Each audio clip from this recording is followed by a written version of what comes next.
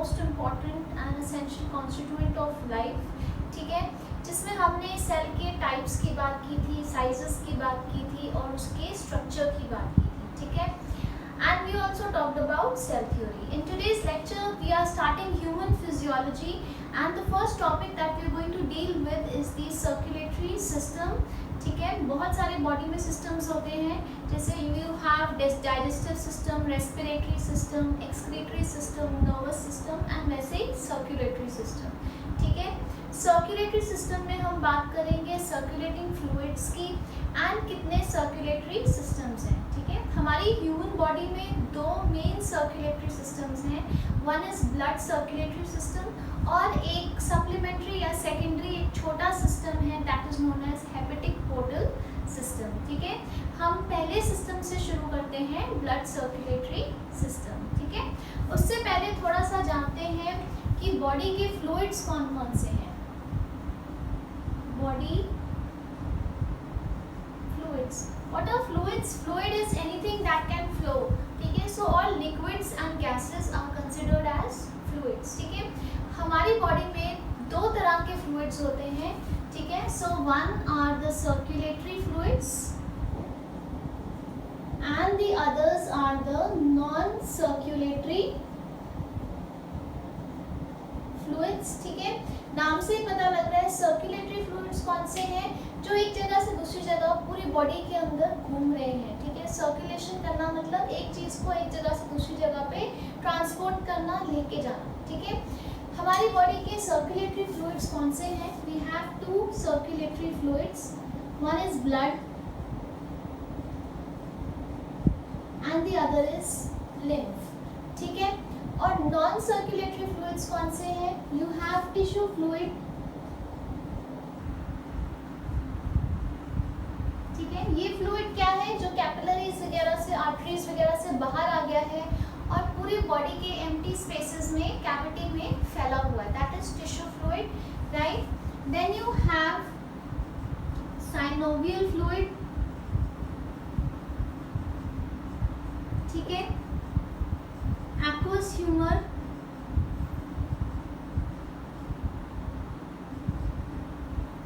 then you have cerebro spinal fluid. ठीक है, synovial fluid कहाँ है, जो आपके बॉडी के जॉइंट्स में, साइनोवियल जॉइंट्स में है, जैसे नी जॉइंट में जो फ्लूइड है. ठीक है, ये फ्लूइड क्या होता है, दो बोन्स हैं. ठीक है, आपकी थाई बोन है, लेग की बोन है, उसके बीच में एक सैक है, उसमें ये फ्लूइड भरा हुआ है ताकि वो आपस में रगड़े ना. ठीक है, फ्रिक्शन रिड्यूस करने के लिए. Right, and then there is aqueous humour. Aqueous humour is जो आपको, आपकी आईज गीली दिखती है because of aqueous humour. Lens के आगे जो फ्लूइड आपके आगे है उसको हम कहते हैं एक्वस ह्यूमर. इसका मेन काम क्या है, मेन काम है lubrication of eyes and to keep it in a disinfected sterilised state. ठीक है, राइट, उसके बाद आ जाता है आपका सेरेब्रोस्पाइनल फ्लूइड. ये आपके ब्रेन और स्पाइनल कॉर्ड जहाँ पे है, वहाँ जितनी भी एम्प्टी जगह है उसमें भरा होता है ताकि आपकी ब्रेन और स्पाइनल कॉर्ड को झटका ना लगे. सो बेसिकली कुशन का काम कर रहा है.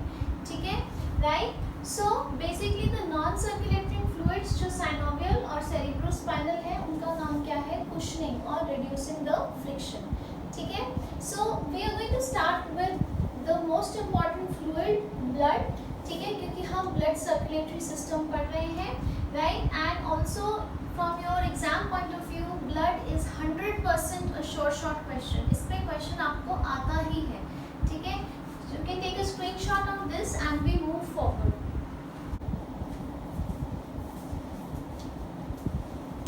Okay, so we are going to talk about blood. जब हम ब्लड को डिस्क्राइब करते हैं, सबसे पहले देखते हैं ब्लड दिखने में कैसा होता है. जो आपका प्योर ब्लड है, अगर आप आर्टरीज में से ब्लड निकालो तो वो कैसा होता है, it is bright red in colour. ठीक है, और जो वेन्स में से ब्लड निकलता है दैट इज डार्क रेड. ठीक है, so this is your pure और ऑक्सीजनेटेड ब्लड. और जो वेन्स में से निकल रहा है दैट इज डीऑक्सीजनेटेड ब्लड. वो दिखने में कैसा है, it is dark red in color. Number 2, so first is appearance. Next thing to note is that it is always moving. ठीक है, blood is never stationary. Stationary हो जाएगा तो क्लॉट हो जाएगा और प्रॉब्लम आ जाएगी. ठीक है, राइट. तीसरी चीज एसिडिक है कि बेसिक है. So it is slightly basic और एल्केलाइन. ठीक है, पीएच कितना है ब्लड का? अप्रोक्सीमेटली 7.3 से 7.4 के बीच में होता है पीएच. ठीक है, should also note what is neutral. 7 is neutral. ठीक है, 7 से कम क्या होता है? एसिडिक. 7 से ज़्यादा क्या होता है? बेसिक. 7 क्या होता है? न्यूट्रल.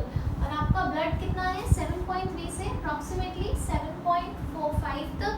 ठीक है, सो इट्स स्लाइटली बेसिक और स्लाइटली एल्केलाइन इन नेचर. ठीक है, अब हम आ जाते हैं फंक्शंस ऑफ ब्लड पे. Right, so the first function of blood, क्योंकि हम सर्कुलेशन पढ़ रहे हैं और ब्लड सर्कुलेटरी सिस्टम पढ़ रहे हैं, तो सबसे पहला मेन फंक्शन क्या होएगा इसका? ट्रांसपोर्ट. That is circulation. चीज़ को एक जगह से दूसरी जगह पे लेके जाना. ठीक है, अब ये क्या क्या चीज़ें ट्रांसपोर्ट करता है? Again important MCQ. Oxygen, carbon dioxide, glucose, can also have urea. ठीक है, ये तो आपकी मेन चीज़ें हैं. प्लस इसमें और बहुत सारी चीज़ें हो सकती हैं, जैसे टॉक्सिन्स हो सकती हैं आपके ब्लड के अंदर. ठीक है, सॉल्ट्स हो सकते हैं. राइट, सो मेन क्या चीज़ें ट्रांसपोर्ट कर रहा है? ये ट्रांसपोर्ट कर रहा है. प्लस इसके अलावा हार्मोन्स, जो भी आपके एंडोक्राइन ग्लैंड्स हैं. ठीक है, we are going to study about endocrine glands in detail. 100% इन पे भी क्वेश्चन आता है. एंडोक्राइन ग्लैंड्स जो हैं वो अपने हार्मोन्स या केमिकल्स कहाँ सिक्रेट कर देते हैं? डायरेक्टली ब्लड में डाल देते हैं और ब्लड उनको अपनी मंजिल तक लेके जाता है. ठीक है, right. So main function was transport. Second is to maintain body temperature. ठीक है, थ्रू सर्कुलेशन ब्लड क्या कर रहा है? बॉडी का टेम्परेचर मेंटेन कर रहा है, जो कितना है? Which is 37 degree Celsius.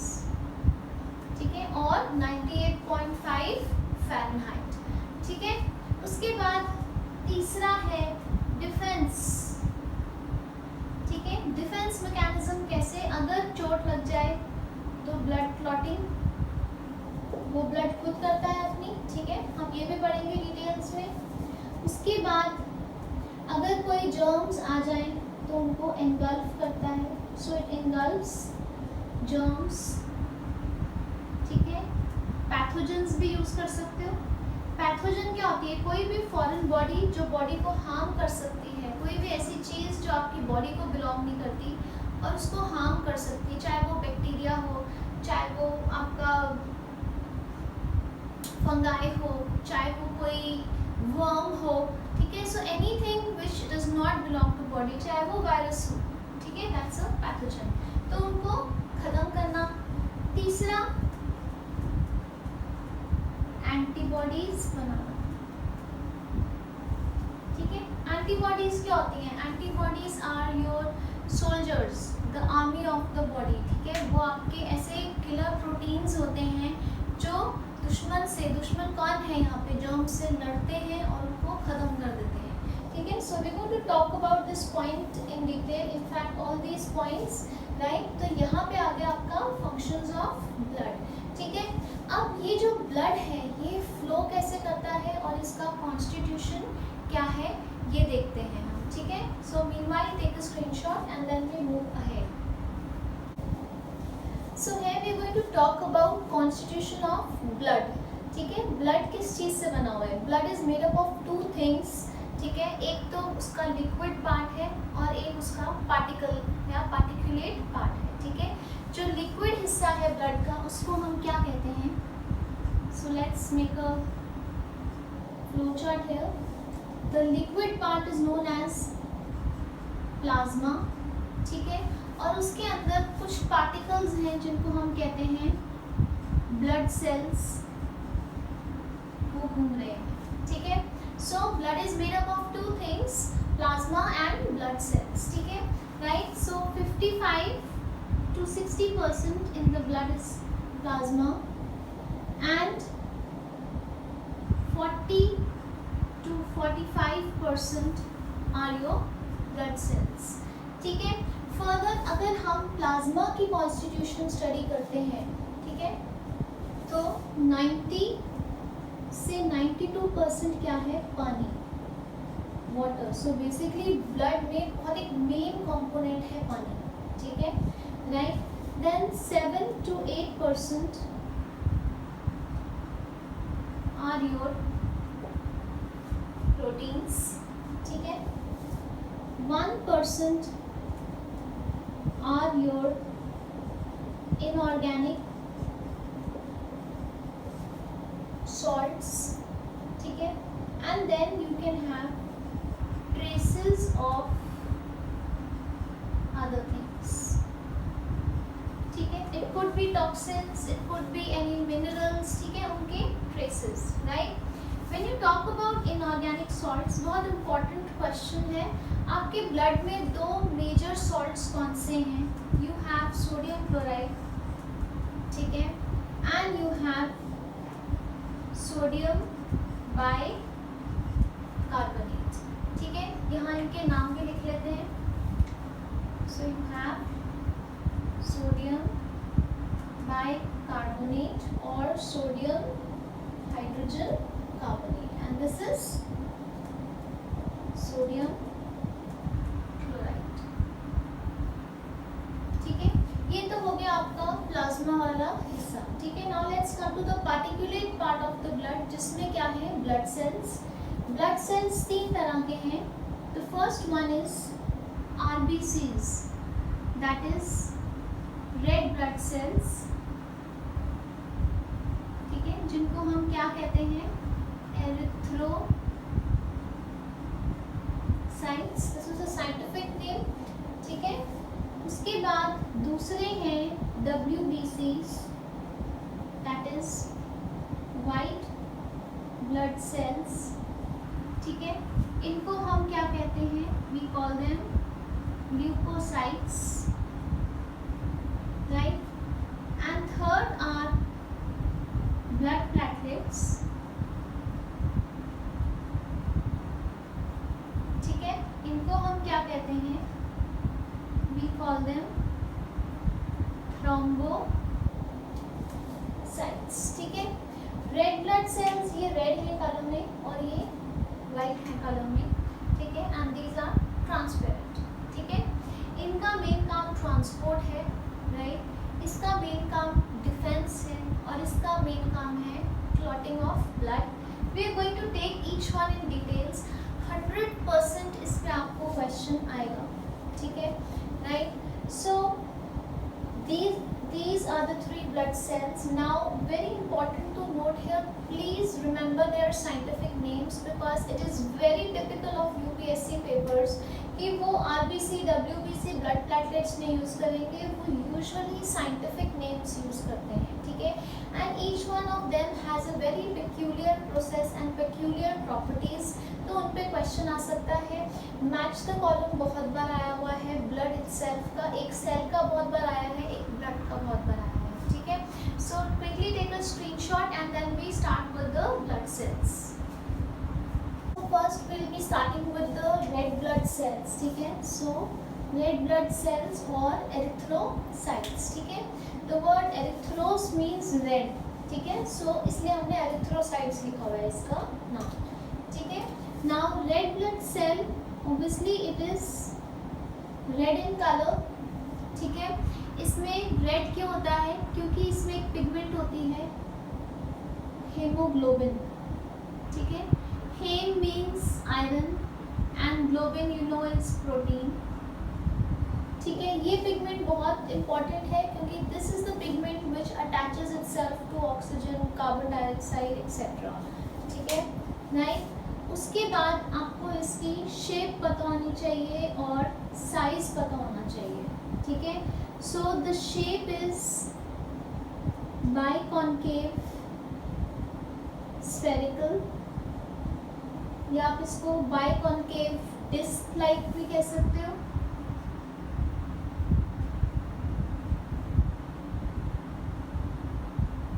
ठीक है, जैसे अगर मैं एक रबड़ की बॉल ले लूँ, गोल होती है, स्फेरिकल होती है, और उसको मैं बीच में से पिचका दूँ, ठीक है, और उसको काटूँ, तो आपको वो कैसे दिखेगी? It will seem like this. ठीक है, एक रबड़ की बॉल ली, उसको मैंने बीच में से पिचकाया, ठीक है, तो वो मुझे कैसे दिखेगी? मुझे वो ऐसे दिखेगी अगर मैं उसको काट दूँ। ठीक है, so it's a biconcave spherical in shape, right. उसके बाद size, it is very small in size, size is approximately 7 microns. ठीक है, so 1 micron is what? 10⁻⁻6 metres, तो काफ़ी छोटा होता है। And because of its very small size and its very peculiar shape, इसी की वजह से आरबीसीज बहुत सक्सेसफुली तेज़ी से हमारी आर्टरीज और कैपिलरीज, जो बहुत नैरो वेसल्स हैं जिसमें ब्लड फ्लो करता है, उसमें फ्लो कर सकता है। ठीक है, right. So the shape is very important and also because of its shape, very small size and its shape, इसका सर्फेस एरिया काफ़ी है, तो वो काफ़ी कुछ एक बारी में अपने ऊपर लद के लेके जा सकता है। ठीक है, right. So the function has been given according to its shape and size। ठीक है, उसके बाद आते हैं जो आपका हीमोग्लोबिन है, वो क्या करता है? लंग्स में जब ब्लड होता है तो ब्लड क्या करता है? ब्लड कैपिलरी से लंग्स में ब्लड आता है, वो अपने आप को ऑक्सीजन से अटैच कर सकता है। ठीक है, सो ये भी क्वेश्चन आया हुआ है, हीमोग्लोबिन जब ऑक्सीजन से अटैच कर लेता है तब उसको हम क्या कहते हैं? It is called oxyhaemoglobin. ठीक है, उसके बाद अगर ये अपने आप को कार्बन डाइऑक्साइड से अटैच कर लेता है तो इसको हम क्या कहते हैं? It is called carb amino haemoglobin. ठीक है, अगर ये अपने आप को कार्बन मोनोऑक्साइड से अटैच कर ले,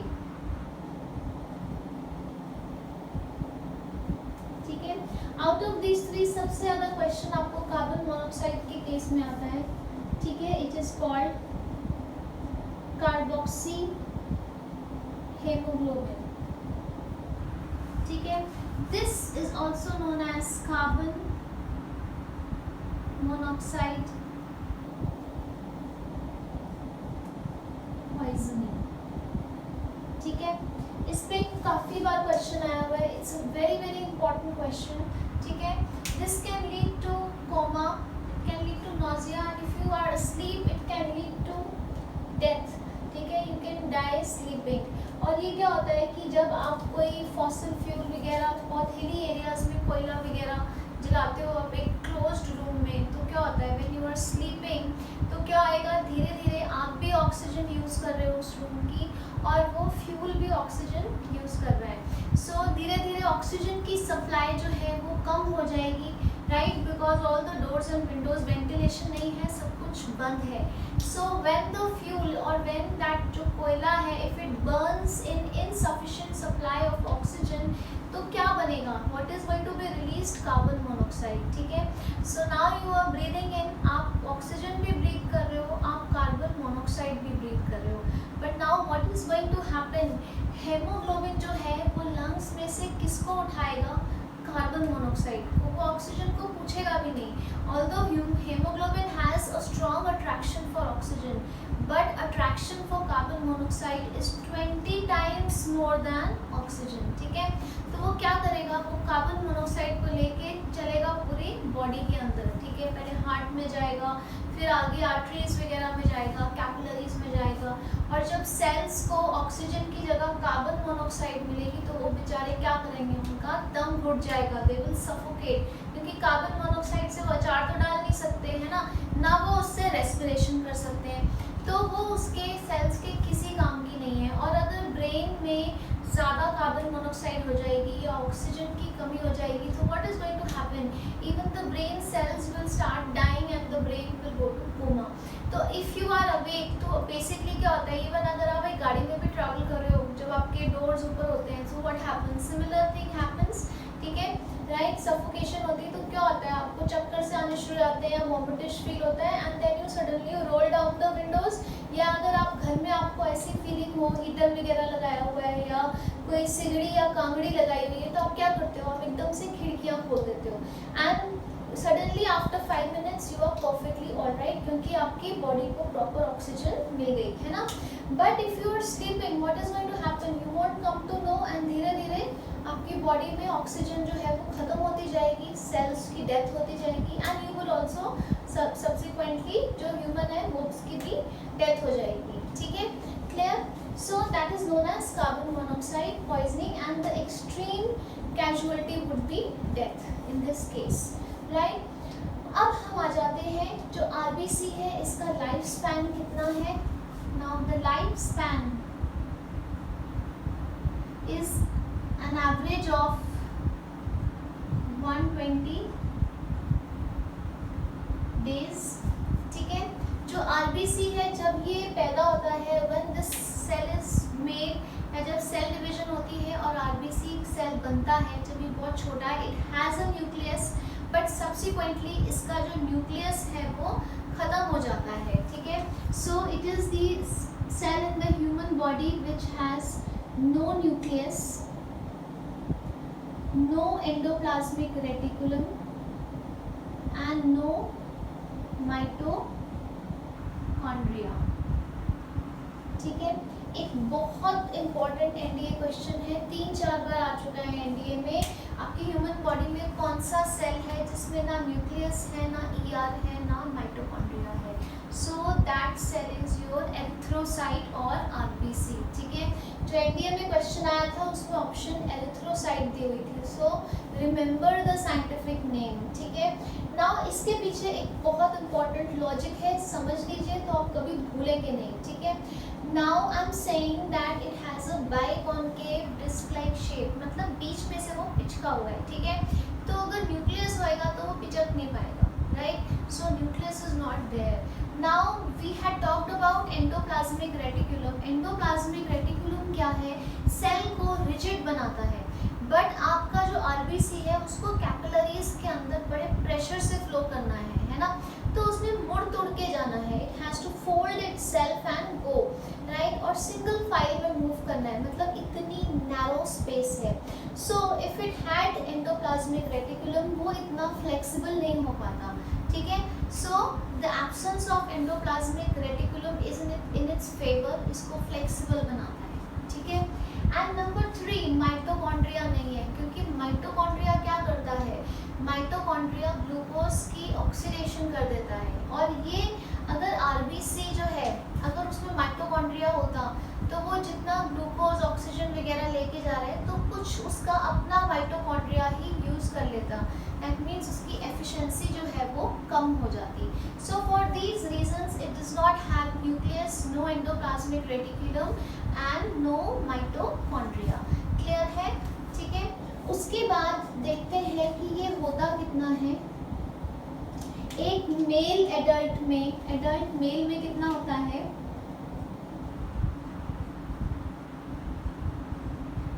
5 million RBCs are there per cubic milliliter। ठीक है, और एडल्ट फीमेल में कितने होते हैं? 4.5 million RBCs per cubic milliliter। ठीक है, okay, some more interesting points about RBCs। ठीक है, अभी तक हमने देखा इसका लाइफ स्पैन क्या है। ठीक है, ये क्या कर रहा है? It's basically transporting your oxygen, carbon dioxide, ठीक है, your ammonia, your urea, your glucose. ठीक है, तो बेसिक ट्रांसपोर्ट का काम कर रहा है आरबीसी। ठीक है, सो गोइंग फॉरवर्ड, अब ये आरबीसी बनता कहाँ पे है? ठीक है, एडल्ट में जितने भी आपकी लॉन्ग बोन्स होती हैं, ठीक है, आपका लेग्स की बोन्स हो गई, आर्म्स की बोन्स हो गई, ठीक है, रेडियस हो गया, उल्ना, फिबिया, टिबिया, ये हम सारे बहुत डिटेल्स में करेंगे बोन्स को। सो जस्ट रिमेंबर आपके आर्म्स की, लेग्स की बोन्स, ठीक है, प्लस जो ब्रेस्ट बोन है, रिब्स हैं और इलियम ऑफ हिप गर्डल। ठीक है, तो ये बड़ी बड़ी जो आपकी बॉडी में बोन्स हैं, इनके मैरो में बनता है आरबीसी, ठीक है। जो एम्ब्रायो होता है, that is when the child is in the womb of the mother before birth, जो छोटा है बिफोर बर्थ कहाँ बनता है, एक एम्ब्रायो का आरबीसी स्प्लीन में बनता है। Again very important question. उसके बाद children up to 5 years of age, that means 0 से 5 years ऑफ एज में आरबीसी बॉडी की हर एक बोन बनाती है, ठीक है, राइट। और छोटे बच्चे में कितनी बोन्स होती हैं, you should know this, they are not 206, they are 300, ठीक है। सॉफ्ट होती है, subsequently they join together and finally 206 रह जाती है, ठीक है। सो कहाँ बनता है, all the bones. In fact up to 5 years of age छोटे बच्चे में आरबीसी काउंट बहुत हाई होता है, क्योंकि एक्सपोनेंशियल ग्रोथ हो रही है बच्चे की, ठीक है। सो कितना होता है, हमने पढ़ा था मेल का 5 था, फीमेल का 4.5 था, छोटे बच्चे का कितना है, 7 million आरबीसीज पर मिलीलीटर क्यूब, ठीक है। उसके बाद देखते हैं ये डिस्ट्रॉय कहाँ होता है, RBCs get destroyed in the liver and spleen, ठीक है। जितना भी उसका आयरन वाला पार्ट है वो लिवर स्टोर कर लेता है, और बाकी जितना भी हिस्सा है वो बाइल पिगमेंट बन के उसको डाइजेस्टिव सिस्टम में डाल देता है, ठीक है। सर एडल्ट जो ह्यूमन है उसमें 20 million रेड ब्लड सेल्स जो हैं वो डिस्ट्रॉय होते हैं 1 मिनट के अंदर, एंड ऑन द होल एक दिन में 1% हमारे ह्यूमन बॉडी का एरिथ्रोसाइट डिस्ट्रॉय होता है और चेंज होता है, ठीक है, राइट। उसके बाद कुछ इंपॉर्टेंट फैक्ट्स हैं, इस पे क्वेश्चंस आए हुए हैं। वाइल स्लीपिंग जो हमारा आरबीसी काउंट है वो 5% लेस होता है, ठीक है। उसके बाद जो लोग हिली एरियाज में रहते हैं 40 to 100 मीटर्स और अबव सी लेवल, उनकी बॉडी में एक नॉर्मल एडल्ट से 30% मोर आरबीसीज आर प्रेजेंट, ठीक है। उसके बाद एक्सेस ऑफ आरबीसीज की कंडीशन को हम क्या कहते हैं, पॉलीसाइथेमिया, और डेफिशिएंसी ऑफ आरबीसीज को कहते हैं एरिथ्रोपेनिया, ठीक है। इसके अलावा 2-3 चीज़ें और देख लीजिए जो पेपर में आई हुई हैं, ठीक है। First is the reservoir of RBC, ठीक है, जहाँ इमरजेंसी में ये आपको आरबीसी देगा, दैट इज स्प्लीन, ठीक है। एंड ग्रेवयार्ड ऑफ आरबीसी, ये भी आपका स्प्लीन है, okay. Now very important thing I am saying, I am talking about now reservoir of blood,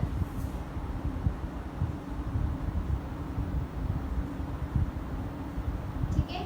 जो आपका स्प्लीन है it is reservoir of RBC and it is reservoir of platelets, लेकिन on the whole blood का reservoir, ठीक है, not just these cells, पूरे blood का reservoir क्या होते हैं, आपकी वेन्स, ठीक है।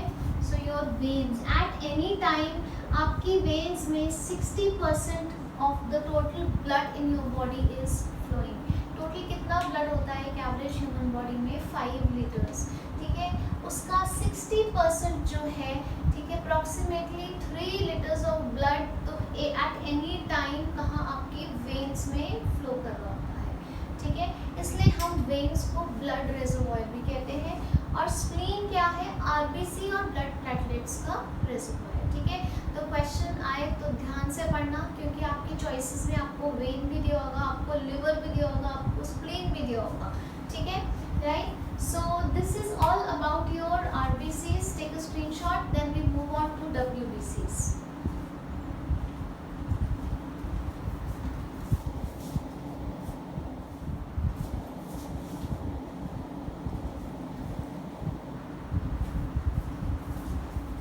Okay, so now we are going to talk about white blood cells. White blood cells को हम क्या कहते हैं, ल्यूकोसाइट्स कहते हैं, ठीक है। इसमें हीमोग्लोबिन नहीं होता, ठीक है, but it has a nucleus, ठीक है। उसके बाद इसकी शेप कैसी है, amoeboid, so the shape is like this, टेढ़ी मेढ़ी सी, ठीक है, राइट। अब अगर अमीबॉइड शेप है तो और क्या है, it can develop pseudopodia. Pseudopodia मतलब फॉल्स फीट, ठीक है। जैसे एक अमीबा खाना खाता है वैसे ही ये जर्म को खा जाता है, ठीक है। सो उसके बाद इसकी क्वांटिटी कितनी होती है, ये आरबीसी से काफ़ी कम होता है इसका काउंट, इट इज़ 4000 to 8000 पर millimetre cube in an adult, ठीक है।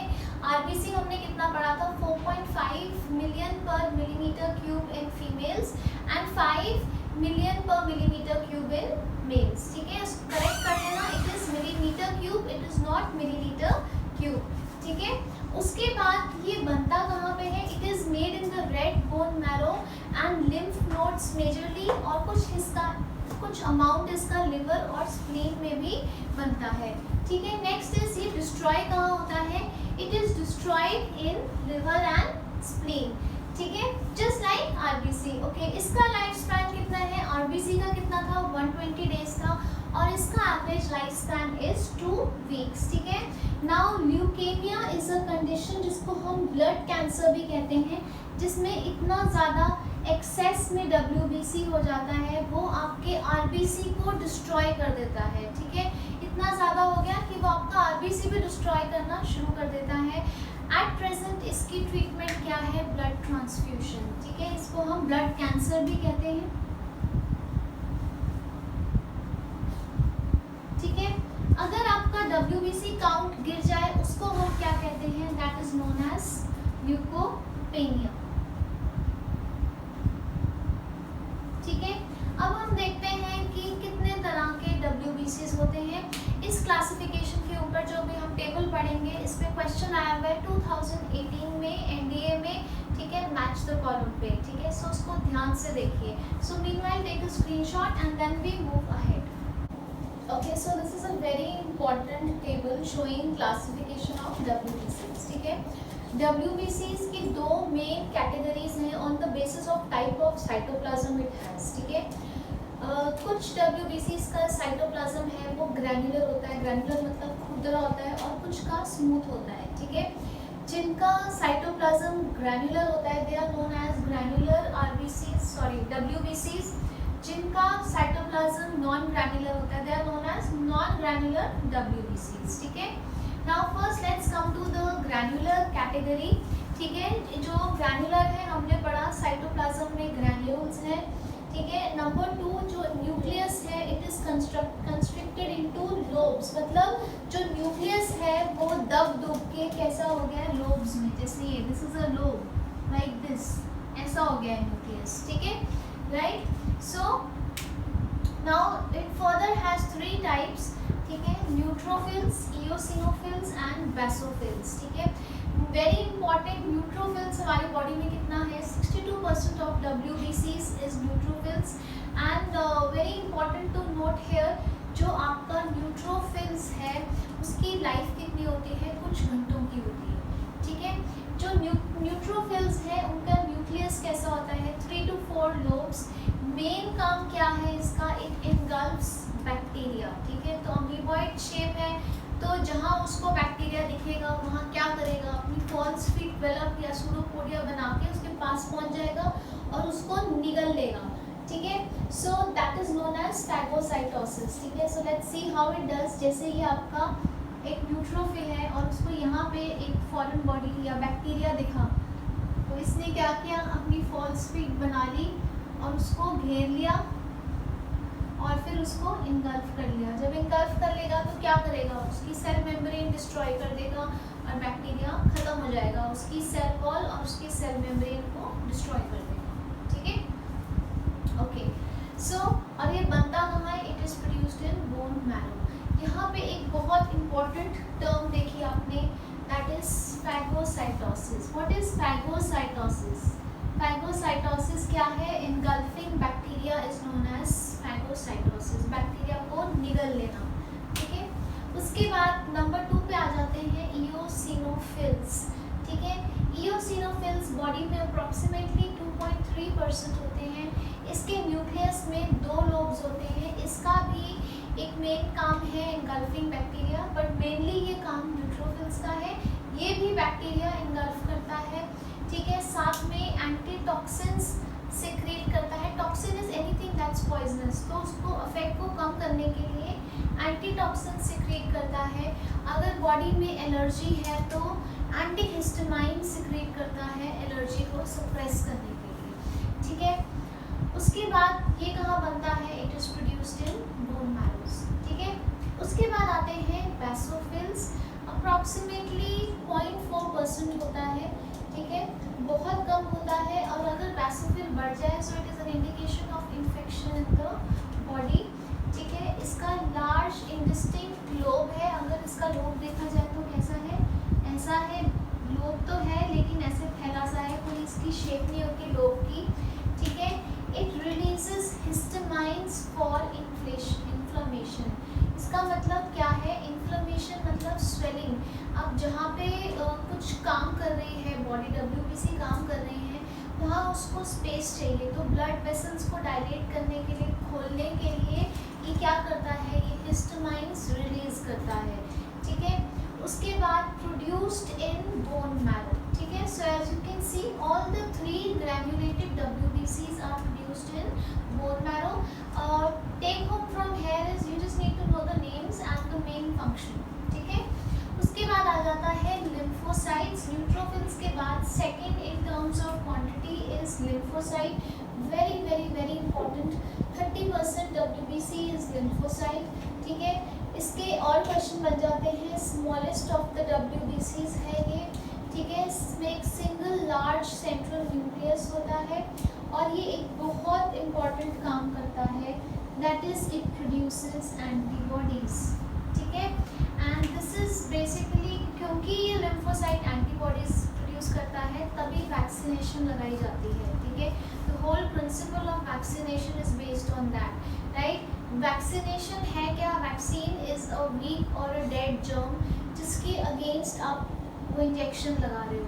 तो वो जर्म जब हमारी बॉडी में इंजेस्ट करते हैं तो क्या होता है, हमारी बॉडी जो है, जो हमारी बॉडी के लिम्फोसाइट्स हैं उसके अगेंस्ट एंटीबॉडीज प्रोड्यूस करते हैं जो उसको मार सकें, ठीक है, राइट, या जो उसके असर को न्यूट्रलाइज कर सकें, राइट। उसके बाद ये कहाँ बनता है, it is produced in bone marrow as well as lymph glands. Lymph glands if you see कौन से हैं, लिम्फ ग्लैंड्स जैसे स्प्लीन हो गया एंड टॉन्सिल्स हो गए, दे आर लिम्फ ग्लैंड्स, ठीक है।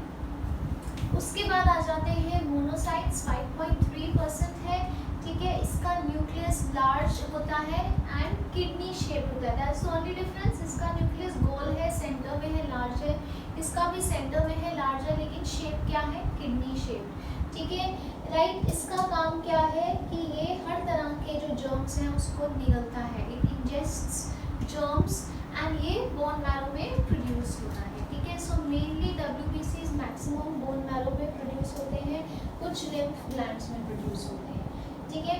So very important to note here are your neutrophils and lymphocytes. Lymphocytes because antibodies बना रहे हैं एंड न्यूट्रोफिल्स मतलब मेन जो बैक्टीरिया को खा रहे हैं वो न्यूट्रोफिल्स हैं जो इन्फेक्शन से लड़ रहे हैं, ठीक है। इसके अलावा एक दो छोटी मोटी चीज़ें आपको और पता होनी चाहिए।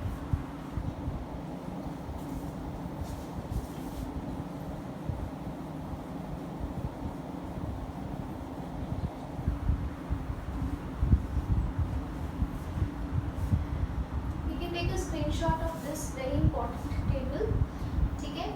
इसके अलावा जो आपके पेपर में आया हुआ है वो है ये टर्म डायपेटिसिस, ठीक है। हमने पढ़ा WBC बॉडी डिफेंस कैसे कर रहा है, इट इज इनगल्फिंग बैक्टीरिया, ठीक है, it is producing antitoxins, it is producing anti allergens, ठीक है, इट इज प्रोड्यूसिंग एंटीबॉडीज, है ना।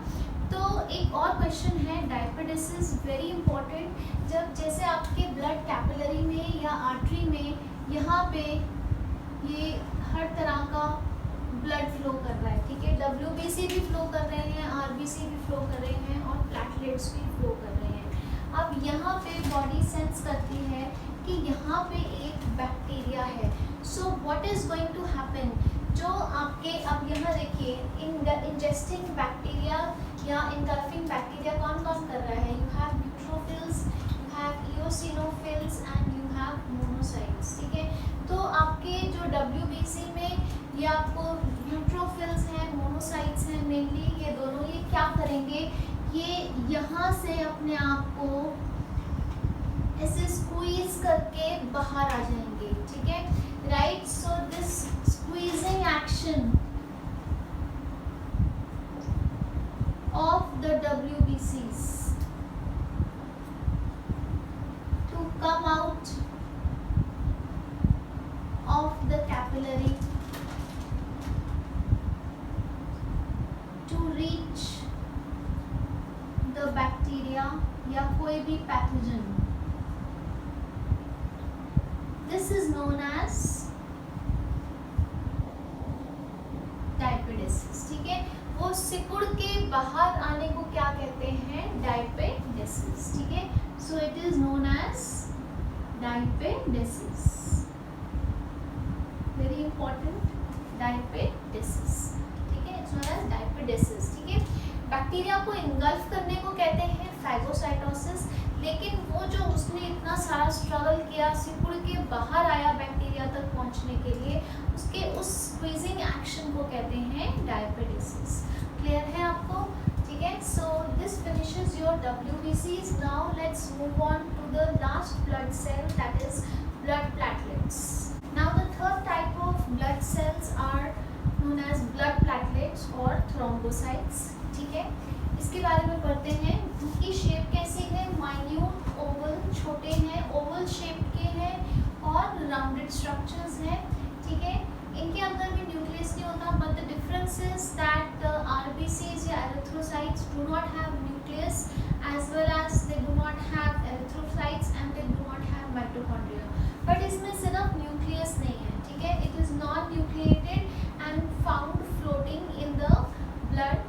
ठीक है, अप्रॉक्सीमेटली 200,000 से 400,000 जो है थ्रोम्बोसाइट्स होते हैं per millimetre cube in an adult. ठीक है, अगर इसकी कमी हो जाए, ठीक है, if there is a deficiency, तो क्या होएगा? It will lead to haemorrhage. What is haemorrhage? Haemorrhage is कि ब्लड क्लॉट होने में बहुत टाइम लगेगी, काफ़ी इंटरनल ब्लीडिंग हो जाएगी and the person can die. ठीक है, so haemorrhage even dengue fever में भी यही होता है, आपका जो ब्लड प्लेटलेट लेवल है वो बहुत कम हो जाता है. ठीक है, राइट. उसके बाद ये बनता कहाँ है? ये भी रेड बोन मैरो में बनता है. Red bone marrow has these giant cells known as megakaryocytes. ये उसमें से बडिंग करके निकलता है. ठीक है, उसके बाद life span is 3 to 5 days और ये भी डिस्ट्रॉय होता है स्प्लीन में. ठीक है, now the most important function of thrombocytes is blood clotting. ठीक है, और क्लॉटिंग ऑफ ब्लड. ठीक है, साथ के साथ ही देखते हैं, बड़ा इम्पॉर्टेंट क्वेश्चन है, विटामिन के. कौन सा विटामिन एसेंशियल है फॉर ब्लड क्लॉटिंग? विटामिन के. और कौन सा आयरन इम्पॉर्टेंट है? Calcium iron. ठीक है, इस कैल्शियम आयरन के बिना ब्लड क्लॉटिंग नहीं होती. ठीक है, तो बच्चों आपको दूध पीना चाहिए. ठीक है, so now let's study the process of blood clotting. ठीक है, पहले यहाँ पे let's say this is your skin का टिश्यू और यहाँ पे लगती है चोट. जब चोट लग गई तो यहाँ से स्किन छिल गई आपकी और यहाँ से ब्लड इज गोइंग टू ओज आउट. ठीक है, इसको हम रेड कलर से शो कर देते हैं कि यहाँ से ये ब्लीडिंग हो रही है. ठीक है, now what is going to happen? This damaged skin tissue is there, है ना. तो यहाँ पे क्या है? ये स्किन जो छिली हुई है वो डैमेज स्किन टिश्यू है. So what is going to happen? The blood platelets या thrombocytes, when they sense this damaged skin tissue, they are going to release a chemical known as thrombokinase, or you could say thromboplastin. इसके 4 नाम हैं: X factor, Stewart factor, इसको आप कुछ भी कह सकते हो. ठीक है, so it is going to release this chemical. कौन करेगा? थ्रोम्बोसाइट्स या ब्लड प्लेटलेट्स. अब ये जो केमिकल है it is going to act like a enzyme. ये केमिकल जो है ये इनिशिएट करेगा क्लॉटिंग को. कैसे? It is going to convert prothrombin inactive एक कंपोनेंट है, कहाँ पे है, prothrombin of plasma, blood plasma में है, इनटू थ्रोम्बिन, ठीक है, that is the active component. Basically ये वो केमिकल है जिसने आगे काम करना है। तो इसका काम क्या था, इसको जगाना। तो जब ये सो रहा था तो इसको हम क्या कह रहे थे, प्रोथ्रोम्बिन। अब ये जाग गया, अब इसका नाम क्या है, थ्रोम्बिन, ठीक है। अब ये थ्रोम्बिन क्या करेगा, this thrombin is going to do what, it is going to convert the soluble fibrinogen. Fibrinogen क्या है, एक प्रोटीन है जो प्लाज्मा में है। It is going to convert the soluble fibrinogen, कौन कर रहा है, ये थ्रोम्बिन कर रहा है, इनटू इनसॉल्युबल फाइब्रिन, ठीक है। तो ये एक सॉल्युबल कंपोनेंट था, प्रोटीन था फाइब्रिनोजन, उसको थ्रोम्बिन ने क्या कर दिया, उसको इनसॉल्युबल फाइब्रिन बना लिया। You understand, fibre, fibre is धागा, तो ये भी धागों की तरह बन जाता है। और ये धागे से हम क्या करते हैं, वीविंग करते हैं और कपड़ा बनाते हैं ना, उसी तरह ये फाइब्रिन क्या है, एक वीव्स अ नेट, ठीक है। नेट क्या होता है, जाल, मेश, ठीक है, अराउंड द डैमेज्ड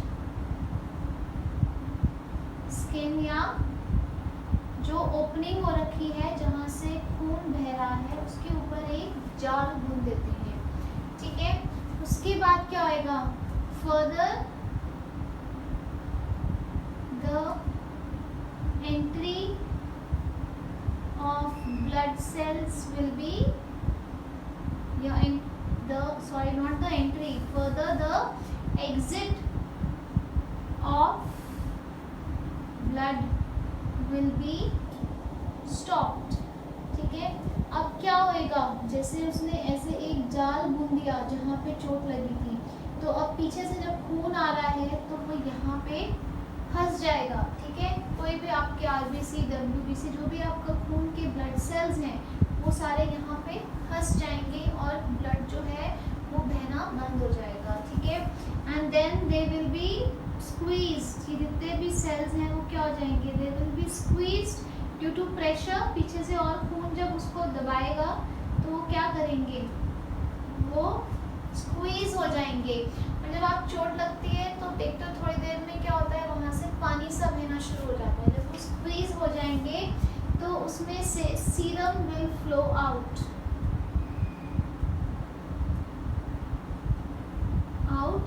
और जहाँ पे वो जाल था वो थोड़ी देर में क्या होएगा, वहाँ ब्लड सेल्स सारे आके चिपक गए, आगे फ्लो नहीं कर पा रहे। So what is going to happen, scab formation, जिसको हम सिकड़ा कहते हैं, स्कैब फॉर्मेशन या क्लॉट हो जाएगा, और you can say thrombus will be form.